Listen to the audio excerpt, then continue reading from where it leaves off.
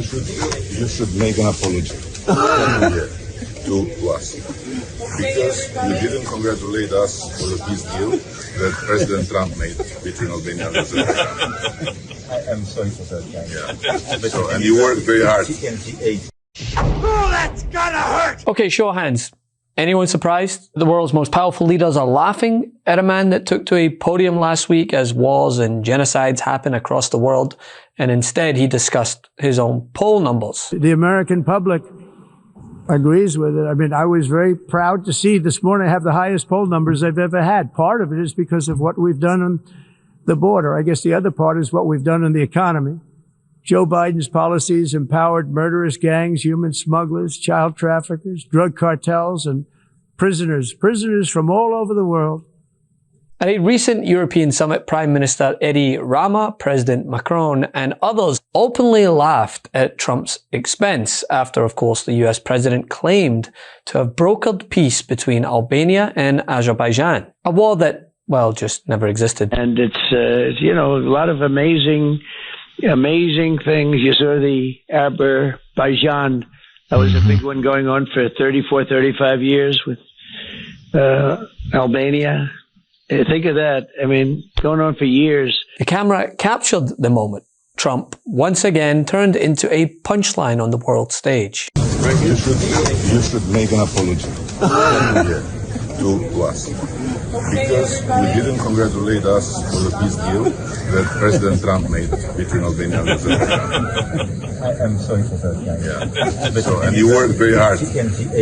You worked very hard. I mentioned this comes in the wake of Trump's address at the UN last week, where he made sweeping assertions on the climate, trade, military strength, immigration, and more. Many others. Likewise, in a period of just 7 months, I have ended 7 unendable wars. They said they were unendable. You're never going to get them solved. Some were going for 31 years. 2 of them, 31, think of it, 31 years. One was 36 years. One was 28 years. I ended 7 wars. Claims poured out of him rapidly, but that didn't make them any more true. In fact, they were subsequently debunked as CNN dedicated about 4 full minutes fact-checking his speech. There are a lot of issues there. So first of all, some of the conflicts he's counting as wars he resolved were not actually wars at all. For example, Egypt and Ethiopia have argued over an Ethiopian dam project on the Blue Nile, but they were not in a raging war in which thousands of people were being killed. Similarly, Trump has claimed that he prevented conflict between Serbia and Kosovo from resuming, but they were not in a raging war either.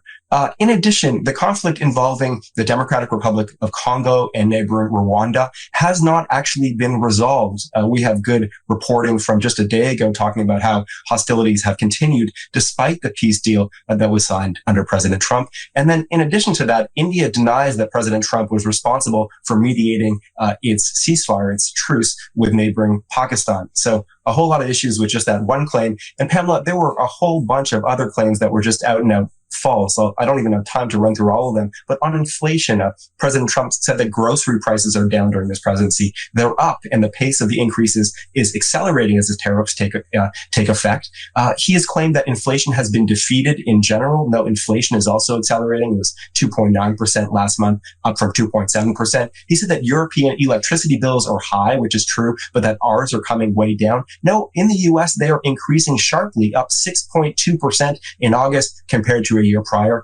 And there were a whole bunch of other topics. He claimed that he has secured $17 trillion in investment in the U.S. Well, just yesterday, his own White House press secretary said it was about $9 trillion in investment. So I don't know where the additional $8 trillion in a day has come from. And even that initial $9 trillion the press secretary claimed is highly dubious, counting a whole bunch of things that aren't actually spending, but rather are vague commitments from various countries. You and Kylie addressed the environmental claims. I just want to address one more. He claimed that China builds a lot of wind turbines and manufactures them for others, but refuses to use it itself, barely uses wind power. In fact, China is the world leader in the use of wind power. It is building additional wind power in China far faster than the pace at which the U.S. is building in the United States itself. So the idea that China is just, foisting this terrible source of energy on other countries while refusing to use it is a reversal of reality. a speech needs running correction, well, it's not exactly leadership, is it? It's more political theater, which we know happens when you get Donald Trump up there. But it's not like Trump's received any better at home either, as we are into yet another Republican-led shutdown that, despite Trump and his cronies' best efforts to lie about, the American people know who is to blame. 1% say Trump and the Republicans in Congress, 30% say Democrats in Congress, 23% not sure. This is 1,010 adults reached by text on October 1st. And then the other part of this, which is what this whole shutdown is about, these federal subsidies for healthcare. Here's what people say about that. 71% of the country wants to extend healthcare subsidies. 29% wants it ended as scheduled. It would end in January, and in some cases, premiums would triple to unaffordable highs for many, many, many, many Americans. Vaughn? A shutdown that comes as we prepare for the unveiling of what is predicted to be yet another drastically underwhelming jobs report that already has the folks over at Fox News bracing for impact. Look, 8 years ago, they were a #1 customer. They took almost 40% of our soybeans 8 years ago, and now they take 0. That's right. In 2018, with President Trump's first round of tariffs on China, at that moment, China was the largest export market for American soy. And they bought 60% of our soybean exports. And they are essentially, exports have collapsed this year, and there are no new orders logged in recent months. And quite frankly, unless something happens to reopen new markets for these farmers, you can't bail people out. That's how much you're going to give them that every year. I mean, you could do that. The tariff revenue is running about, on average in the last couple of months, about $30 billion a month. But do the farmers want welfare? Because that's what it is. So this is you're in a trade war, right? And this is the casualty of it now. And so China's using this as leverage because that's how you're going to put pressure on Trump. When the economy is so bad that it has farmers in deep red states questioning what was once their unwavering support of the president, seeing as the country just got duped on soybean sales by China, and it's hitting said farmers in the wallet. Hey, Kelly, why won't China buy our beans? Well, Stu, this is direct retaliation for the trade war between our two countries. China knows that American farmers are now losing their biggest customer. I mean, take a look at this. We know that China buys, from government data alone, more than half of all U.S. soybean exports last year, with $12 billion worth of soybeans sold to them. Now, according to the American Soybean Association, we know that China in the last 5 years has bought more soybeans than any other country combined. Now, 95% of their soybean purchases come from South America. We're here at a soybean farm with Chris Gould, who told me that this situation is absolutely dire. Take a listen to this. We need more than anything is access to markets on a level playing field, and that includes China.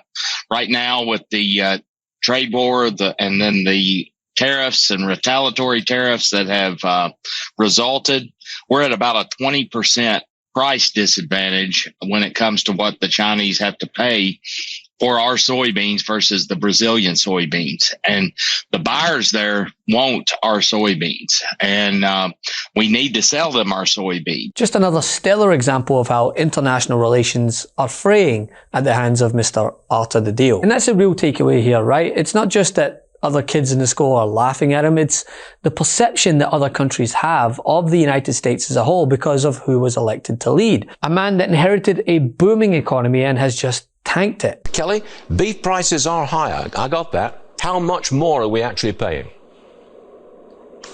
Yeah, you're really going to be treating yourself at the grocery store, Stu. Take a look at this. For ground beef, prices are up about 14% year over year, or I should say 13%, I believe. Gross, 14%. Stakes, 17%. He's shut down his own country's government and is threatening his own citizens with their military. The president also said at the Pentagon yesterday that he wants American cities to be used as training grounds for the American military. Is this the highest and best use of the U.S. military, and is this the right way to train them? I don't serve in the Pentagon. I run the House of Representatives. And what we need to be talking about today is real harm that the American people are going to feel because of what Chuck Schumer is doing. Let me tell you what's going to be heard today. Hold on a second. As Speaker of the House, do you answer the question? As Speaker of the House, do you believe it's appropriate to use American cities as training grounds for the U.S. military, calling those people in the American cities the enemy within? I'm asking you, as Speaker of the House, do you think that's appropriate? I'm not going to comment on your characterization of what the president said. I didn't get to see that speech because I was a little busy yesterday. What they've done to San Francisco, Chicago, New York, Los Angeles, they're very unsafe places, and we're going to straighten them out one by one. And this is going to be a major part for some of the people in this room. That's a war, too. It's a war from within. Controlling the physical territory of our border is essential to national security. We can't let these people in. Important mission. And I told Pete, we should use some of these dangerous cities as training grounds for our military, National Guard, but military. Well, you can take his quotes out of context, which you often do, and I don't think that's fair to the president. I'll tell you what he's done, though. He's put National Guard troops here in D.C. and cleaned up the crime problem. People can walk safely to and from work today because the president takes crime seriously. Some of the big mayors in some of these big blue cities are not, and I think that's probably what he was addressing there. Donald Trump intends to use the United States military against American citizens who simply disagree with him. People he calls, quote, the enemy from within. America, this is not a candidate for president who is thinking about how to make your life better. This is someone who is unstable, obsessed with revenge, consumed with grievance, and out for unchecked power. And of course has severed international relations, which again impacts Americans here at home. See, diplomatic capital is built on consistency, competence, and trust, all of which Trump just continues to erode, hence why world leaders are laughing and questioning America's ability to lead at all. Love this video? Support independent media and unlock exclusive content, ad-free videos, and custom emojis by becoming a paid member of our YouTube channel today. You can also gift memberships to others. Let's keep growing together.